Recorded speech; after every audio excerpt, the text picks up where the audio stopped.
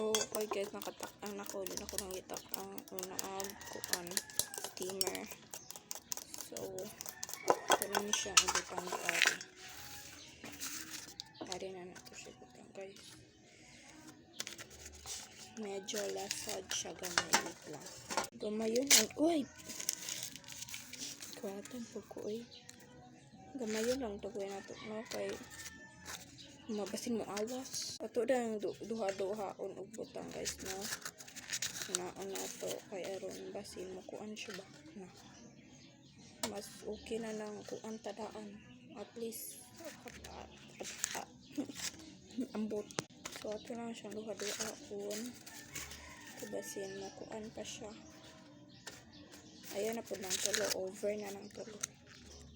Ayan ba niya? Kung ganahan mo. Kaya ako so patry ako kasi akong diari. Muna siya. So ako rin mapunggag mayon og butang guys. So ako na siyang kunang daan i-on. Butang nata.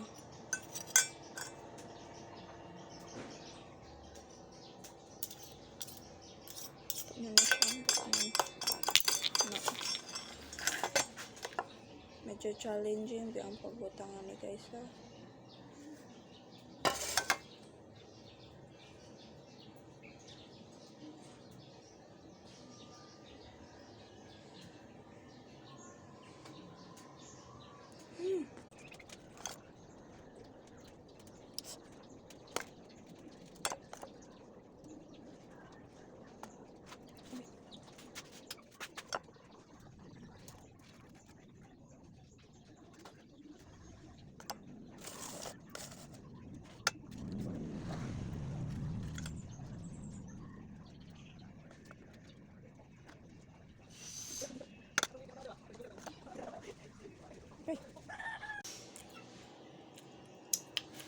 Lami.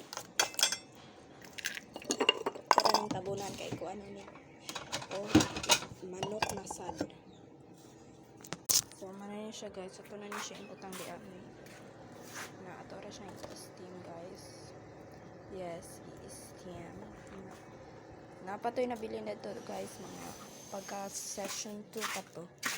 Charis, napay pa session. Sa po nang higwasan no kay murag unsa man ni siya. So guys, muna na siya guys, mga kuan ni siya 20 or 30 minutes. Bye. Like for part 3.